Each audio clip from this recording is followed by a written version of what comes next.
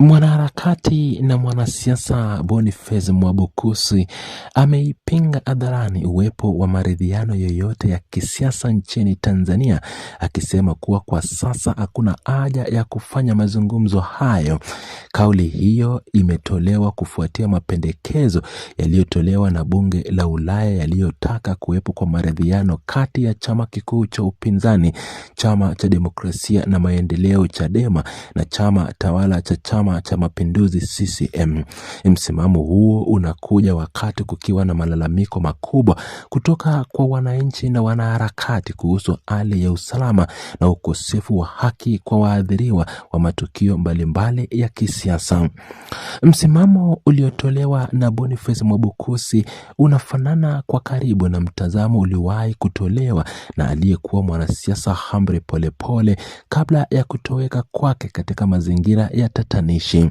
Kiongozi huyo anafafanua kuwa wazo la kufanya maridhiano hivi sasa linaleta uvunjivu mkubwa wa moyo kwa jamii, kwa sababu kuna mamia ya walioathirika vibaya na ghasia pamoja na maandamano yaliyotokea wakati wa mchakato wa uchaguzi mkuu wa mwaka wa 2025 ambapo hadi sasa hawajapata haki zao za kisheria.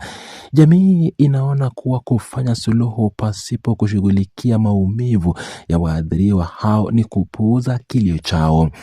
Pamoja na swala la waathiriwa wa uchaguzi, kuna changamoto kubwa ya kutoweka kwa wanaharakati na viongozi mbalimbali wa kisiasa wanaokosoa utendaji kazi wa serikali iliyopo madarakani.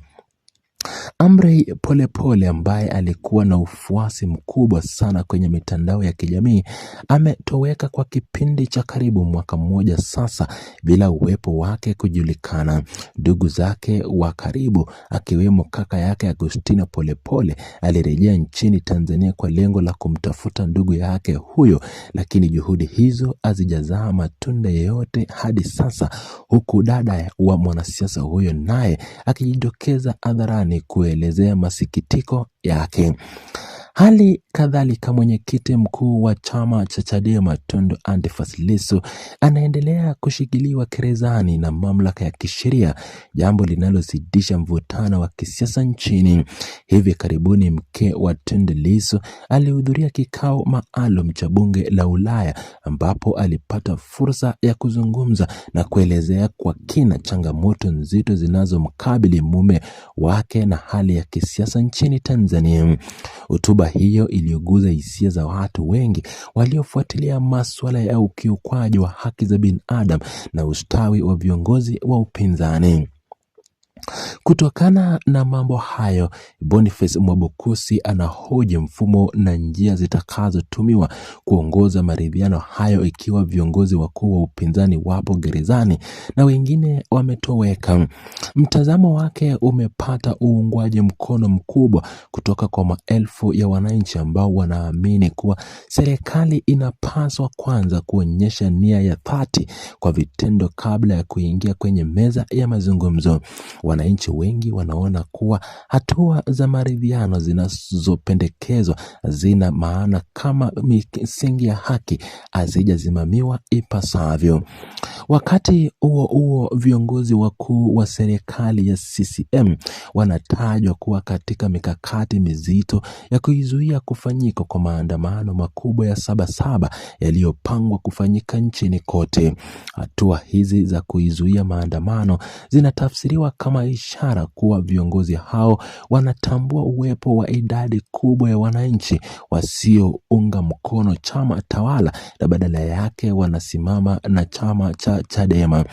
Mvutano huu unazidi kuongezeka huku kukiwa na shinikizo la upatikanaji wa katiba mpya pamoja na madai ya kuachiwa huru kwa Tundu Antipas Lissu, harakati ambazo zimeanzishwa na mwanasiasa John Heche. Taswira ya uongozi uliopo madarakani hivi sasa inaonekana kuwa tofauti kabisa na taswira ambayo Tanzania ilikuwa nayo miaka ya nyuma mbele ya mataifa ya kigeni. Katika serikali zilizotangulia, nchi haikuwa ikishuhudia visa vingi vya utekaji, ukamataji wa viongozi na kutoweka kwa watu katika hali ya tatanishi kama inavyoripotiwa sasa. Hali hii inajenga picha kuwa wananchi wengi wamechoshwa na mifumo inayotumiwa na serikali ya sasa kusimamia masuala ya kijamii na kisiasa na kusababisha manunguniko makubwa. Ukimya wa viongozi wa serikali kuhusu masuala ya watu wanaotoweka unazidi hasira miongoni mwa raia ambao wanaamini kuwa serikali ina wajibu wa msingi wa kulinda maisha ya kila mwanadamu. Kutofanya upelelezi wa kina au kutotoa majibu rasmi kunasababisha hisia kubwa. Huenda mamlaka zinachangia au kufaidika na visa hivyo ya utekaji. Hali hii inatengeneza matabaka mbalimbali ambayo wananchi wa hali ya chini wanaumia, huku wale walio karibu na viongozi wakuu wa serikali wakiendelea kufurahia maisha mepesi.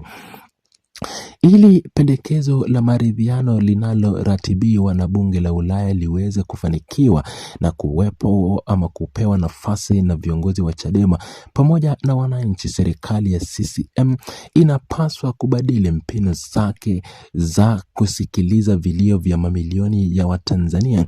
Ili ni lazima mamlaka linaloonyesha uwajibikaji wa dhati zitoe haki kwa waliopoteza ndugu zao na kuwaachilia huru wafungwa wa kisiasa ili kutengeneza mazingira mapya ya kuaminika.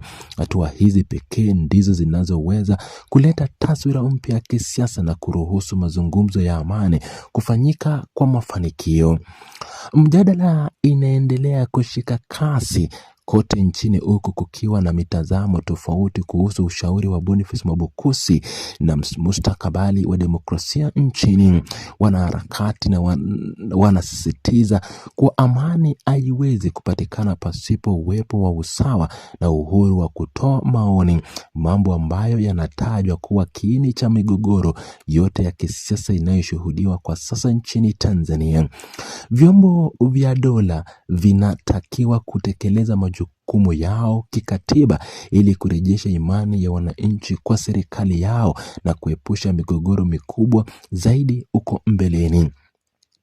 Ushawishi wa kisiasa wa viongozi kama John Heche na harakati zake za kudai katiba mpya unaendelea kupata nguvu kutokana na kile kinachotajwa kuwa ni kutorithishwa kwa jamii na mwenendo wa sasa wa uchumi na utawala.